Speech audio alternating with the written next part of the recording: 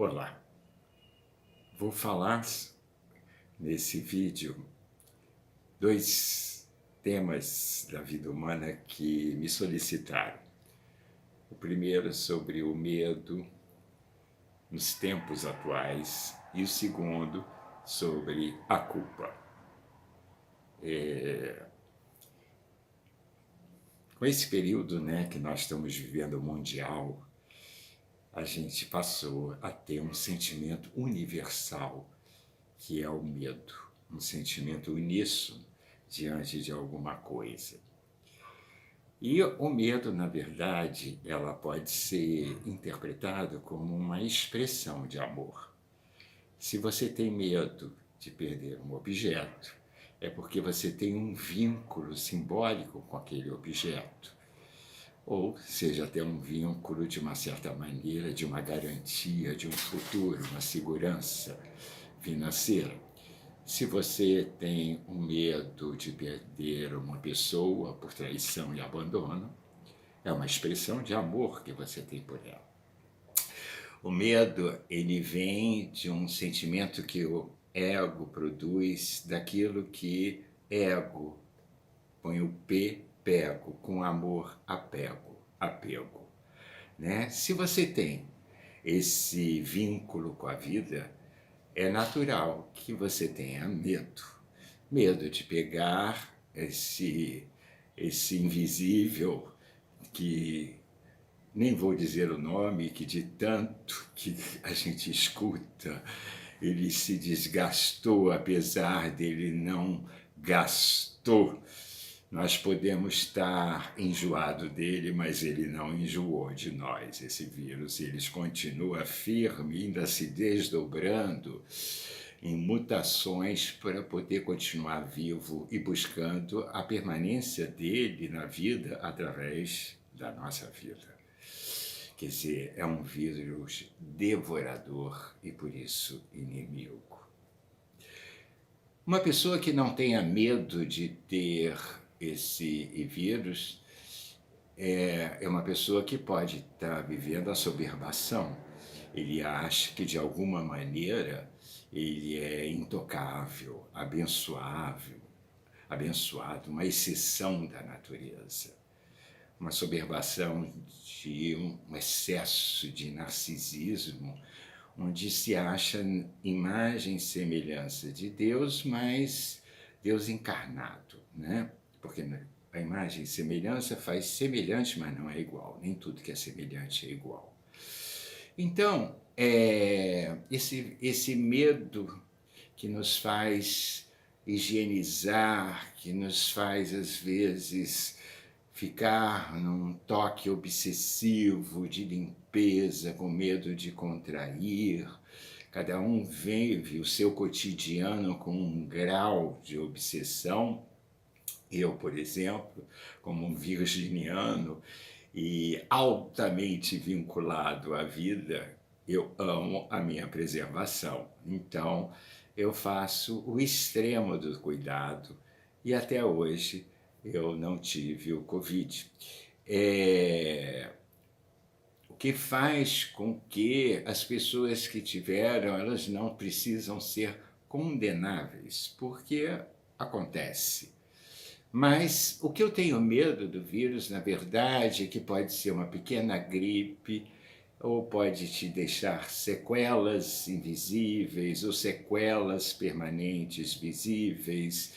E eu não quero essa probabilidade para o meu corpo. E eu tenho, como psicanalista, a capacidade de lidar com o princípio da realidade, que é o ato de nós sermos da menor idade para a maior idade, onde você é responsável por si mesmo. A maioridade não está na idade cronológica, a maioridade está na sua idade emocional, na sua idade psicológica, quando você assume a responsabilidade sobre si mesmo. E eu tento evitar ao máximo, e desde 16 de março, quem me conhece mais próximo sabe o quanto eu estou atento a isso. Esse é o medo. O medo é uma expressão de amor. Medo de perder, medo de adoecer. Lógico que existem os medos maiores, frutos de traumas, que aí se tornam fobias. Mas eu falo desse medo que nós estamos vivendo no século XXI, de 2020 e 2021. Esse medo uníssono é a primeira vez que o mundo inteiro sente no seu cotidiano o mesmo medo. E quem sente está tendo essa noção, a expressão de que ama a vida, né? Medo de que seus pais se contaminem, medo dos filhos, isso tudo é amor. O sentimento de culpa já difere. A culpa nasce da organização da sociedade. Né? Para nós somos seres sociais, nós precisamos dos outros. Aliás, na nossa espécie, essa sobrevivência que nós temos de não termos extinção se deve a um grande fator, o fator de agregação do ser humano em tribos, em grupos sociais que fizeram com que a nossa pouca velocidade vencesse a velocidade dos animais selvagens, não é? O pouco tamanho vencesse também o tamanho dos animais que atacavam os seres primitivos nas idades primevas. A união faz a força nesse sentido. E também nós temos a sobrevivência, esse dado da inteligência. Essa inteligência que nasceu como há 45 mil anos, que é o estado de quê? De você ter imaginações e fantasias, ou seja, você pega alguma coisa e consegue imaginar que aquilo possa se transformar em outra, até nós chegarmos ao tecido que vem do algodão, os tecidos sintéticos, aos metais que se transformam em anéis.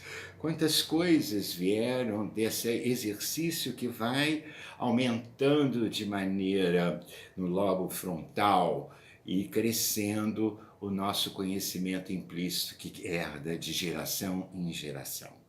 Né? O lobo frontal é essa capacidade de refletir a vida e as coisas através do mundo 3, que vem dos grandes criadores, seja os criadores da moda, da medicina.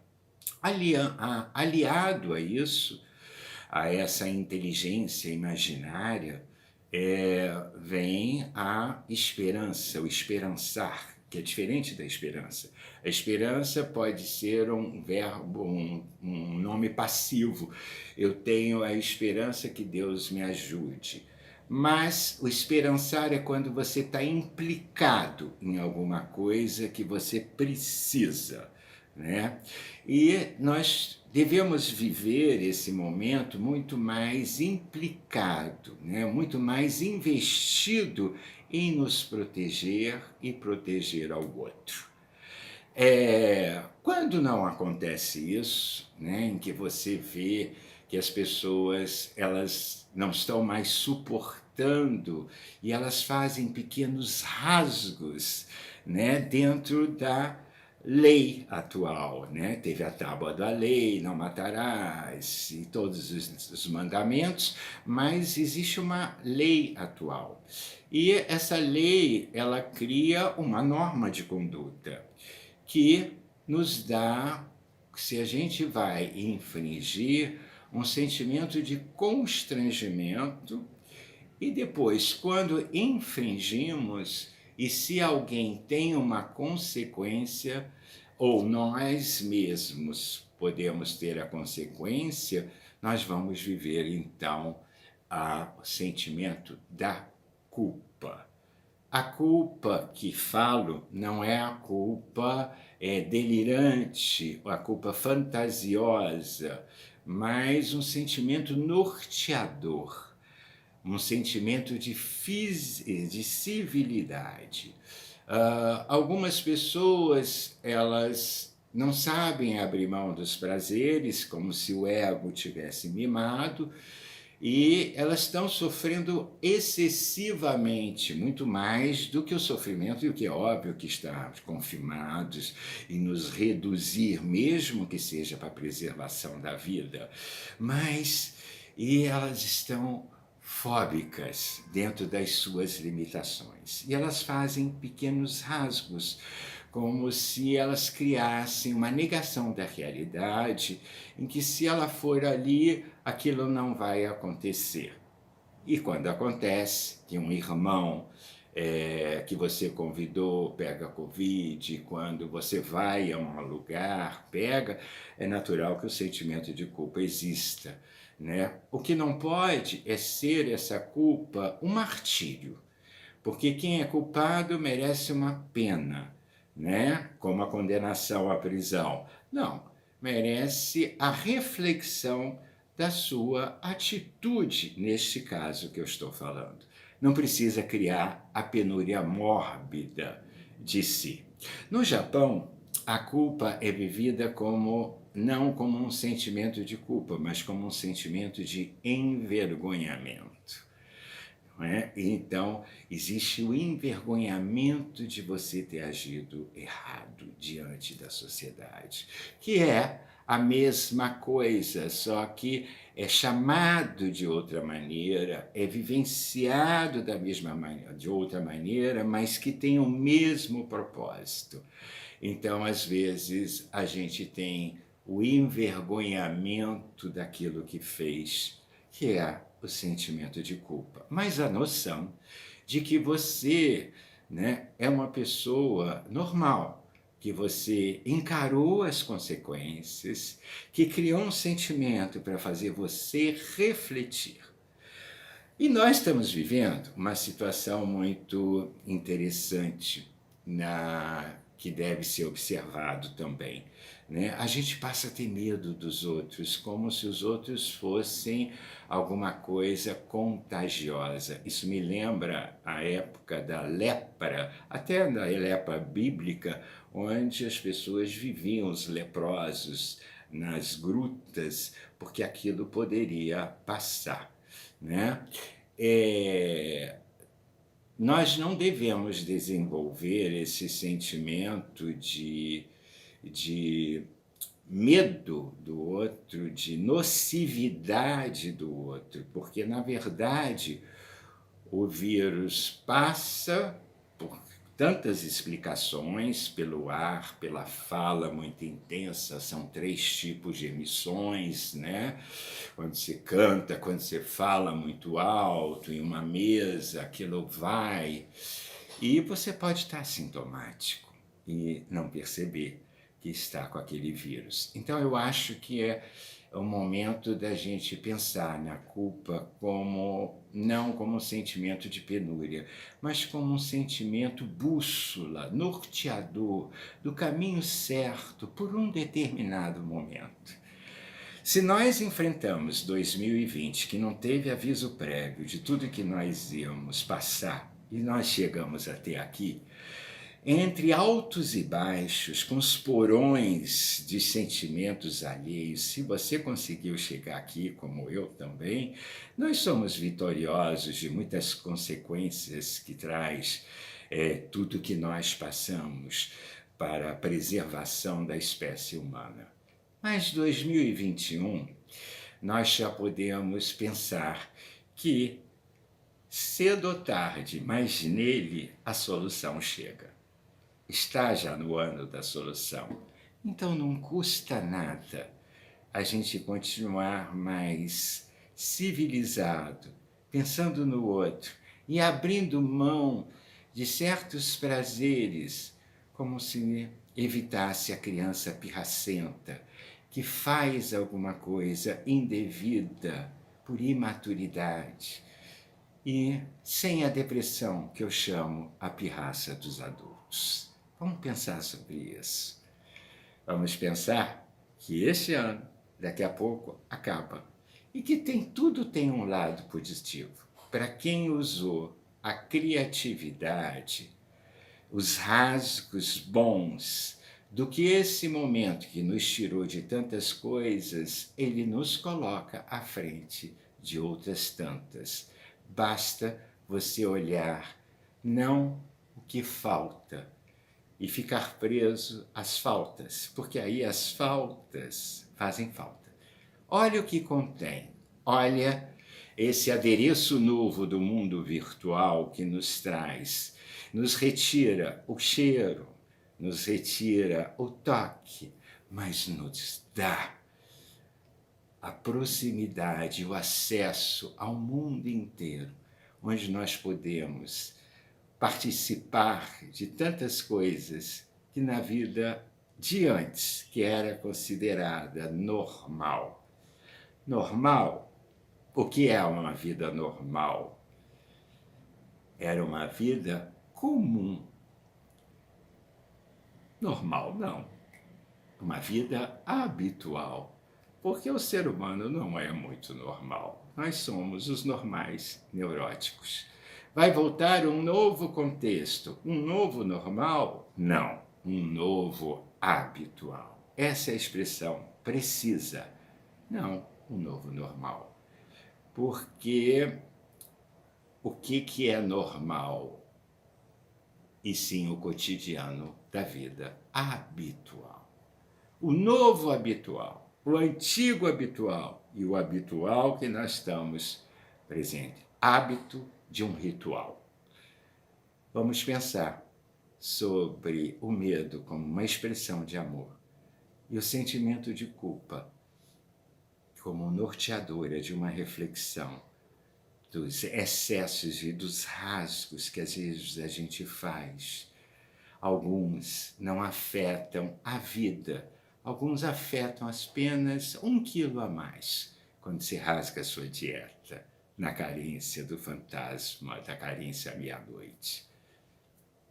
Mas não tem grande gravidade. Mas não devemos pensar que no momento a culpa que antecede ao sentimento, o medo, ele é norteador do amor à vida e a permanência nela.